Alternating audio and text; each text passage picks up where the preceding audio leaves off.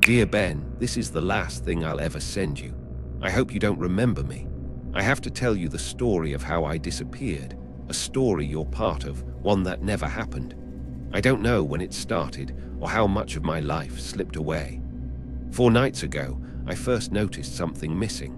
It was a different world then. I just landed an IT job, my first out of college.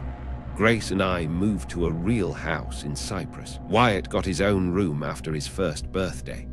Grace quit her retail job, finally able to stay home with him. You, Anne, and the girls helped us move in that weekend. We sat under the patio, talking about fall barbecues and football. Things looked so hopeful, but that was a different world. It was late Tuesday night, a little past 9. Grace was rocking Wyatt to sleep, while I planned to grab the last few loads from our old apartment. Most boxes were in our new living room, but 2 car loads remained. I snuck out quietly to the garage, careful not to wake Wyatt, a light sleeper. I got out without a sound and started the car. It wasn't until I was halfway down the street that I realized I'd forgotten the keys to our old place. I turned around, grateful I hadn't gone the full 20 minutes. I opened the garage door into the kitchen with caution. The house was completely dark, save for my car's low beams shining through. The key ring holder next to the pantry was empty. An annoyed sigh escaped me.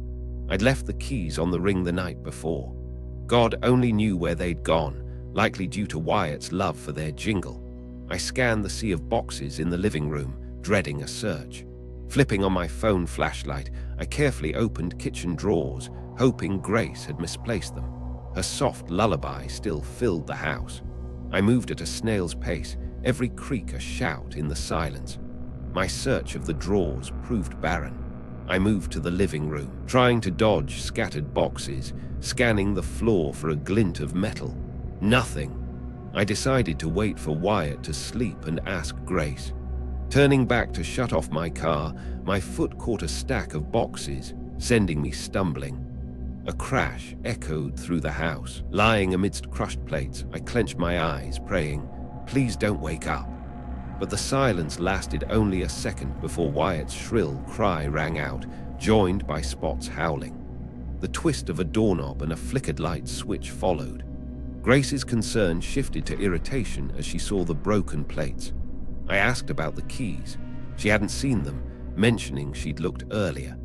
I knew I'd put them back, but didn't blame her while she shushed our crying son. I apologized, kissed them both, and made my escape back to the car. Flipping the lights on, I conducted a half-hearted search of my car's interior.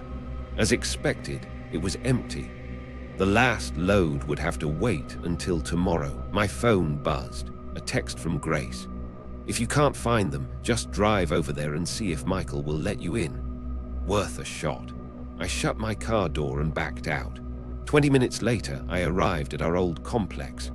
A lone security guard, an older man named Michael, slumped in his shack, feet on the desk, head tilted towards a blaring horror movie on his phone.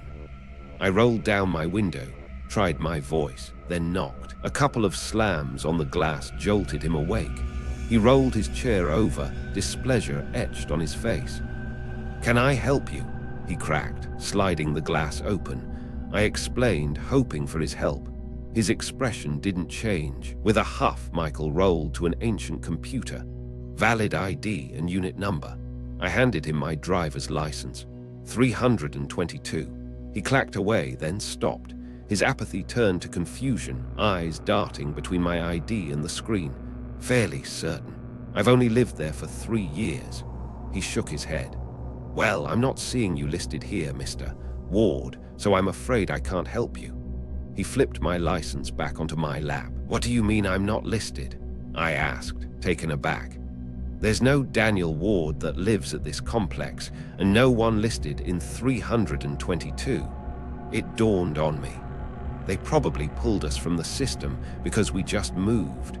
I've got like 4 or 5 boxes left, just let me get them. Sorry, not without something to prove you live in that apartment." "What about my parking pass?" I turned to grab the parking pass, but it wasn't there. I buried my head in my palm. "Grace, I snapped my fingers. Grace Ward, my wife. About a year ago, you let her and our son into 322 because I had the keys. Does that ring any bells? Buddy, I can't remember what I had for lunch. Look, if you think there's been some kind of mix-up, you'll have to come back when admin is here. That's not my job. I waved him away, defeated. He slammed the window shut, resuming his slouched position. I turned the car around, starting the trek back to the new house. By the time I got home, Grace and Wyatt were soundly asleep. I went through my nightly routine and collapsed beside them, tired from the move, work, and the night's ordeal. I welcomed sleep. It didn't last long. I woke a few hours later to Grace holding her pillow over her ears. Spot was wound up again, letting half the neighborhood know. "That stupid dog," she muttered, worried he'd wake Wyatt.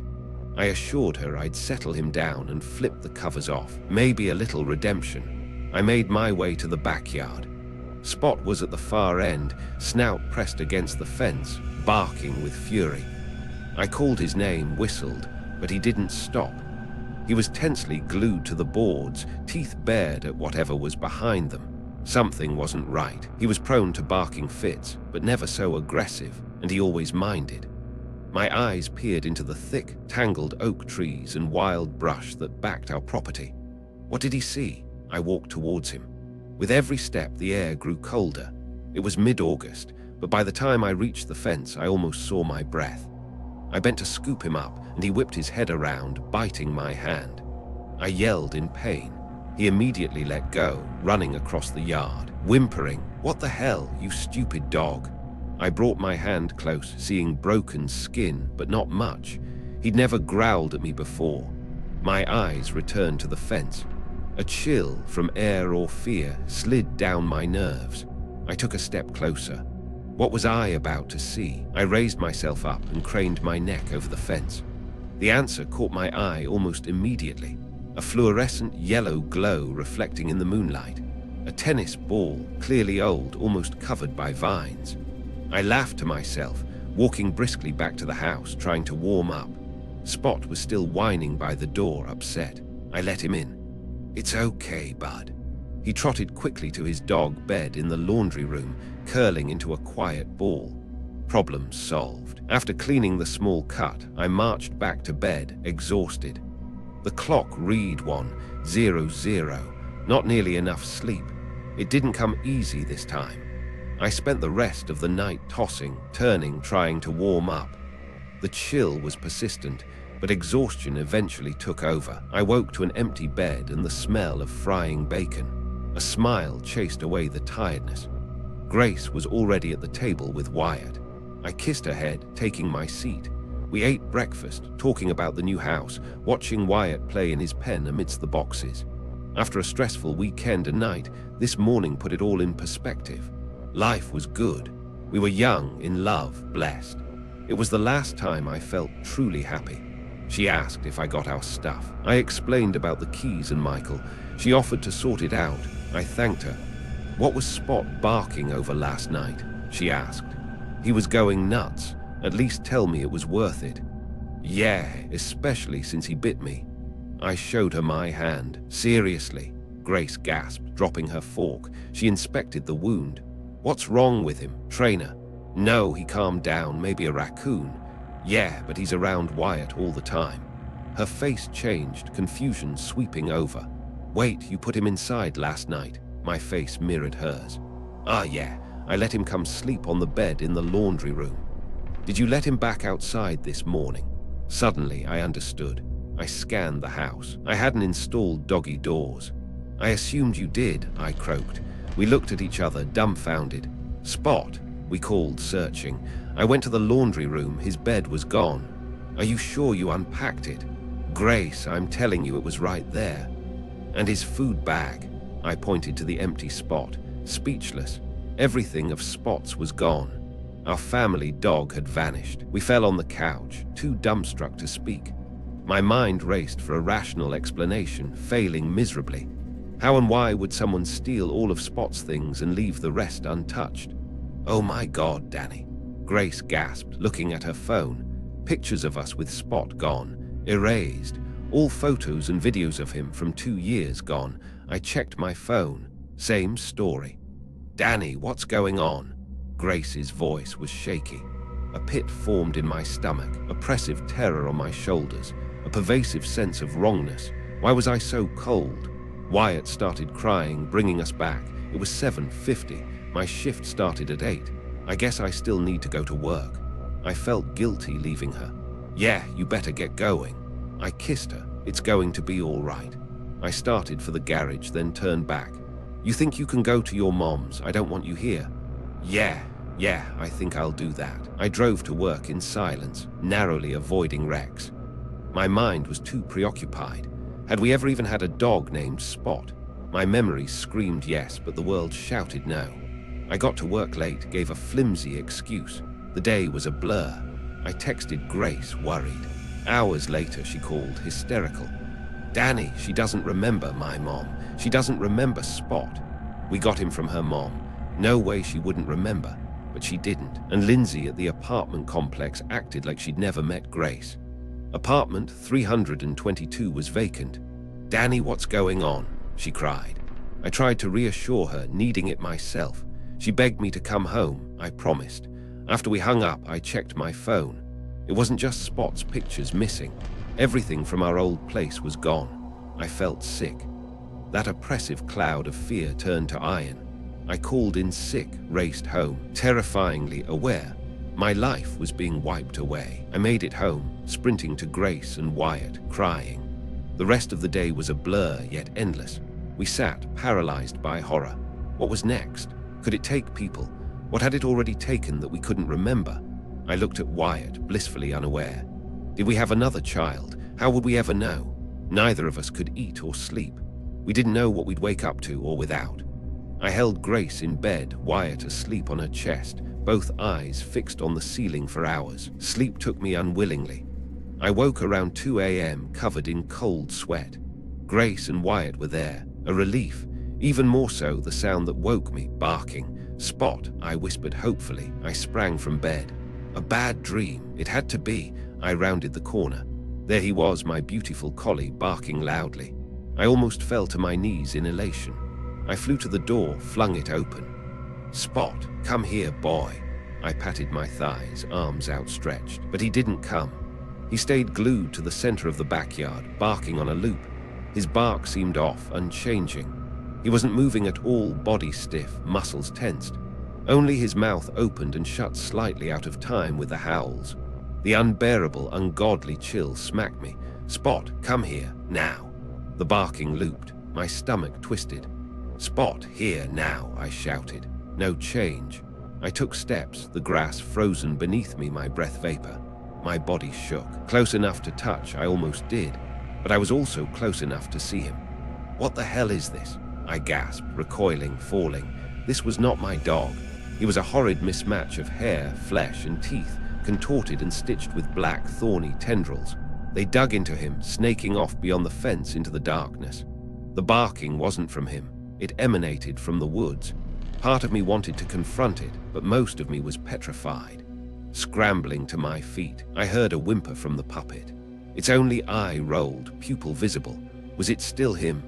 I hoped to God it wasn't. A strong, violent draw to touch it. Before I could think, I laid my hand on a dark vine, instantly knowing my terrible mistake. Spot's eye rolled back. His head lurched towards my hand, twisted fangs bared. I pulled away just in time, narrowly dodging. I ran faster than ever. The puppet convulsed, pulling against its restraints, trying to maul me. Barbs dug into its skin. I slammed the door shut, running to the closet, waking Grace and Wyatt. Grace begged to know, but adrenaline wouldn't let me answer. I emerged with my 30-06 charged back, but the yard was empty, lit by moon and stars. Daniel, what's going on? Grace was on the verge of tears. Just go back to bed. I whispered, eyes fixed on the barren grass. You don't want to know. She wouldn't leave. We sat on the couch while she rocked Wyatt. Then I explained Spot, the thing in the woods, the puppet's bite. I showed her my hand, a large, burning red blister, frostbite. We stayed up, all lights on, my hand wrapped on the gun. This was malevolent, feeding on our life. a fleeting comfort in finally knowing something, however terrifying. Later that morning, I called you. You were the last person to talk to us before it started.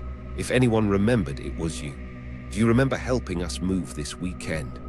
Yeah, why? Hope. You remember the apartment, our dog, Spot. I sounded frantic. Your face like Michael's, like Grace's mom, Lindsay. You didn't remember, you couldn't. You were frustrated, couldn't recall where we moved from, didn't know about any dog, hadn't been to Houston. I collapsed, knowing we were alone. You knew something was wrong, but not the extent. I don't know why I can't tell you, but I can't. Is that why you called me over here? You think I got dementia? No, you're not alone. Nobody can remember it. It's just me and Grace. I told you everything. The missing things, the people, the creature. I didn't care if I sounded crazy. I'd spent hours hoping I was. You sat in stunned silence. I mean, Danny, buddy, I don't know what you want me to say. Is this some kind of April Fool's joke? You scoffed. I know what it sounds like. I just had to tell someone, man, I'm losing it. I'd say you're already there, bro. I mean, did you just hear yourself? I heard metal clinking near Wyatt's room. Keys. Wyatt's cooing turned to a giggle. Why didn't I check? You know there's something up. Why can't you remember Saturday? Look at my hand. I showed you the numb black stripe. Where do you think I got frostbite in Texas in August? Yeah, it's weird. It's strange. I'll give you that. But it's going to take a little more for me to jump from that to devil dogs in your backyard and ice vine monsters stealing your car keys. Ben, you're the only person I know to ask. We just need help. Just pretend it's true. What could you do? I'm worried sick about Grace and Wyatt. Your face changed, that damned, dreaded look. Time slammed to a halt. Grace's scream ripped through the house. I sprinted to her. My worst fear confirmed. The crib was gone. His toys were gone. Our boy was gone. Tears blurred my vision of the empty, blank room. No words exist for that sorrow. It was the beginning of the end. You slipped out. I don't blame you. I wish I could have left. Grace remained a husk. For 2 days, we didn't eat, drink, or talk. I barricaded us in our bedroom. I knew what would come at sunset. It started around 11. Hell can't be worse. Distorted cries and laughs of our son echoed outside the door. I'd seen what it made of Spot. I couldn't imagine what it had done tonight. Grace was hysterical, clawing me, needing to go to him. I held her down, but my strength wouldn't last. At some point, she hit me. I woke on the bedroom floor to sunlight and silence. Alone. The wound was gone, as were all our pictures, her dresser, her clothes, everything. I wept for hours. I couldn't stay. I couldn't be there at nightfall. I left before sunset with what cash I could find. I wouldn't be back. I found a motel. I assumed I'd be safe. That lasted 3 hours. Danny, please let me in. It's so cold out. Her voice, gargling water, piercing scratches between words. I threw my pillow over my head. It didn't work. I fought like hell not to open that door. Her voice grew clearer, learning, becoming more like her. I wouldn't last. I called you earlier tonight, a delusional last gasp of hope. You couldn't have forgotten her. All the days, the wedding. But when you picked up, you asked who was calling. That last gasp was trampled. It's Danny. Danny. Your voice heavy with disbelief and excitement. Is it really you? You hadn't talked to me in years. All the fight was for nothing. The man I'd been, the person I was, the things I loved, all gone. All that remained was a tearful, woeful stranger. A man I didn't recognize, with no place in this strange world. I was already dead. You asked how I'd been, so I told you. About Grace, the most beautiful woman, our marriage. Our 1-year-old son, Wyatt, the spitting image of Dad. My new job, new house. Grace excited to host. It was all a lie, and it was all true, and it was all beautiful. You asked why I was crying. I couldn't answer.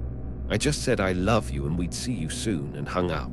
I've been thinking about stories. For a minute, telling you Grace and Wyatt were real again. That's when I knew I'd write this. Tonight, I'm joining my family. I don't know what waits, but if you'll do me a favor, if you'll write this down in your own handwriting, I'll go on living. Before I left, I found love letters to Grace, still intact. The girl wasn't real, but I'd written them. That gives me hope. Please do this for me, Ben. I'll go on living as a character in fiction. I love you so much. I'm sorry you can't remember our good times. If you're reading this, thank you. Maybe I'll see you again. If not, I hope you enjoyed the story. Love you forever, your little brother Danny. I found this scrawled in an old notebook. I'm not a writer. I don't remember writing this. I've never had a brother. I don't know anyone named Danny. I've read it 5 times. Anne and the girls, I don't recognize them. This house feels so much more empty than it did before. Empty and cold. That brings us to the end of today's video.